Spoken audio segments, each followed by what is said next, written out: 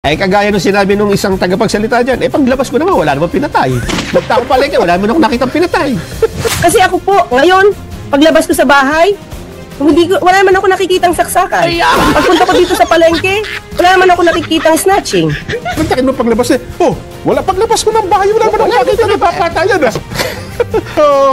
Paano ba naman ito naman, oh? Saan mo tayo nakakuha ng ganito, no? Yun nga. Well, nakitiis niyo po yan, di bahala kayo, di ba? Ganyan talaga mangyayari sa ating bansa ngayon.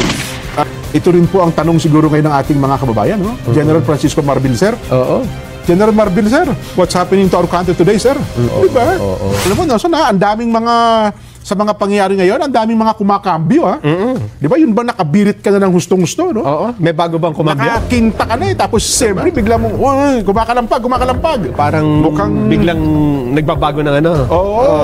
Eh, sino yung latest? Ito, Nelson. Di ba naalala mo yung negosyanteng kinidnap kasama nung kanyang driver? At tapos itinapon sa may Rodriguez Rizal. Natagpuan nito yung dalawa na parang pinahirapan pa, no? Sinakal ata ng lubid at saka yung driver niya. Ang binabanggit po natin na ito pong si Anson Ke. Aha. Di ba? At mukhang sabi nila ay tukoy na raw sa part ng PNP. Pero ngayon, kumambyo, Nelson. Hindi, kasi may suspect na nahuli sila. Oo. Tapos itinuro yung taga-Palawan pang araw eh. yung anak mismo nung negosyante. Ay ba yun? Tinan mo. Ito po. Oo. Ito ngayon ang kambyo. Sige. Sa ngayon pala, ang sabi po ng Philippine National Police, wala pa raw po silang hawak na matibay na ebidensya. Yung sinasabi natin. Wala pong naku, nakikinig pa naman si Kate Siangsi sa atin, Nelson. Yung Chinese, yung grupo ng mga Chinese businessmen sa Pilipinas, kasi isa ito sa mga pinupuno nila, di ba? Na bakit idinitalye yung paraan ng pagkakakidnap dito kay Anson Ke. Sabi nila, wala daw pong matibay na ebidensya para madiin yung mastermind sa pagdukot na si Alvin Ke. Yun pala daw tinuturong mastermind. Ito pong nadukot ay si Anson Ke, ang driver nito na si Armani Pabilio. Nilinaw po ng PNP spokesperson, ito pong si Brigadier General Jean Fajardo. Nelson, mga kababayan, hindi pa po sapat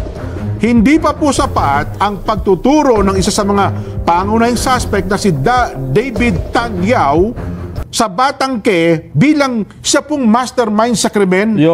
Para ituring daw po na ito ay kasabwat.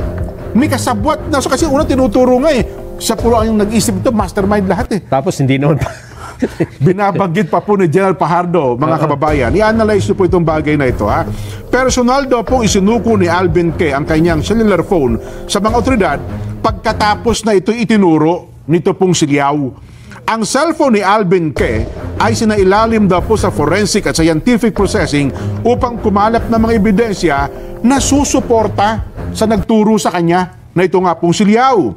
Pero lumalabas po sa investigasyon ng PNP, isiniwalat ni Liao na si Alvin Ke ang nakipagnegosasyon sa kidnappers at unang naghulog ng 10 million pesos na ransom money sa pamamagitan daw po ng cryptocurrency. Bitcoin ba ginamit nila? Crypto, Duda daw po mga pisales ng PNP na para bagang inililihis lamang ni Liao, nito pong si Liao, ang investigasyon ng Special Investigation Task Group para mapagtakpan ang tunay na mastermind sa krimen. Bagaman, binabanggit nila kasama si Alvin Ke sa mga respondent sa kaso matapos na lumutang ang pangalan nito. Sa ngayon daw po, hawak ng PNP ang 3 sa mga suspect na kinabibilangan nina Liao at mga Pilipinong sina Richard Austria at Raymart Katikista. Ayun. Di ba ang unang sumuko? Ito ba yun? Yung unang sumuko si Liao? At itinuro niya yung dalawang kasamahan niya na gumawa rin po ng karumal-dumal na krimen na ito. At ito palang si Liao ay nagsabi daw na ang talagang mastermind ay ang anak nitong si Anson Ke. Ayun nga. Ni si Alvin Ke. Hindi naman pala. Parang nililito lang yung investigasyon. Parang duda nga ang PNP, Nelson. Kaya lang problema. Bakit sinabi na kaagad, di ba? Ayun na nga. Oo. Yun nga, alam mo, yan ang pinupuna nga nung grupo nila KTC Angsi. Bakit yung mga investigasyon sa ganito, sana hindi nyo basta-basta inilulutang, lalo pa nga ito ongoing ang investigation. Yes. Di ba? Matatanda mo yung una, Dinidetalye nila eh. yung una nilang dyan, Oo. baka ho ito may sa Pogo. Oo. Nainis yung pamilya eh. Ayun na nga. Di ba kasi, bakit mo Bakit mo puro negosyante, Pogo? di ba? Bakit Oo. magiging Pogo agad? Eh, ano pala ito? Ano to yung, ano tawag lihitimong negosyante pala ito Malaki negosyo. at steel magnate. Oo, Mason. oo. May kinalaman pala ito sa bakal. Ito wala namang kinalaman sa Pogo. Ayun nga, kaya Yung nga. Pogo, binabakalan. Diba? Yung Pogo, mga binabakalan ngayon. Pero ito, talagang steel magnate pala ito. Ayun nga ang pinupuno na pa natin dyan, Nelson. Alam mo kung bakit? Kasi para bagang, ito naipuno na natin sa PNP. Yun para bagang kapag ka ang kidnap o ransom na nangyari, may kinalaman sa Pogo, Parang magaan lang. Ano? magaan na kaso ng kidnap o ransom. Parang yan natural lang na mangyari. Kasi mga involved sa Pogo, parang gano'n. Ano? Scapegoat ba nila ang Pogo? Dapat huwag nyo ituring na maliit, malaki. Kaya yan ay Pogo, hindi Pogo. Lalo ito. Mukhang wala naman palang kinalaman sa Pogo, Nelson. Tapos buhay ng tao. O yun.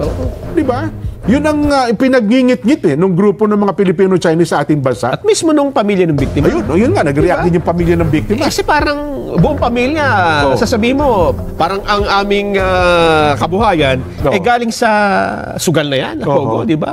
Nako, alam mo, ayaw ko lang sa iba, maraming humahanga dito kay General Francisco Marbil Ang katunayan, in-extend pa yung dapat retired na ito, Nelson In-extend lamang ang kanyang termino hanggang sa matapos ang eleksyon yata. Ang problema, Mukhang ngayon mukhang... ito ang problema. Oo. Di ba sinabi nila na bumababa ang krimen? Yun pa yan. Kaya lang tumataas yan kasi... Oo. Nagbabayro sa social media, oo. fake news, ganyan daw matapos nila sabihin yan, Oo. sunod-sunod na ba ng mga pinapatay? Ayun Di ba latest kagabi?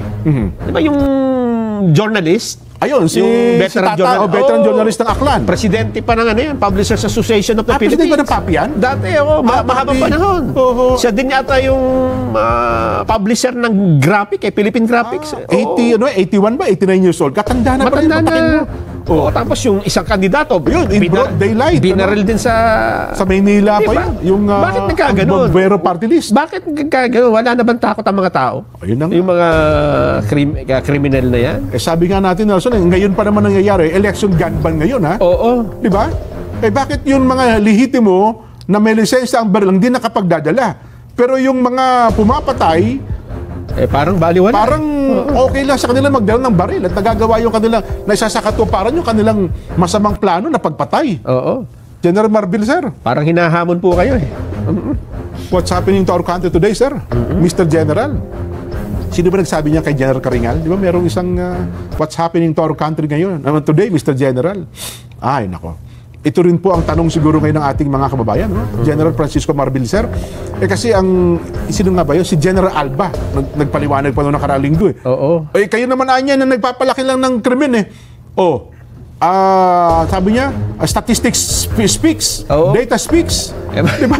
Ang problema, alam niyo sa totoong buhay, hindi ho, sa normal na buhay, hindi ho ano yan, hindi yung statistics, walang kwenta yan. Ayaw naman. Ang mas pinapahalaga ng tao, yung actual na nangyayari sa lugar niya, di ba? Ayaw naman. Ay, kagaya nung sinabi nung isang tagapagsalita dyan, paglabas ko naman, wala namang pinatay.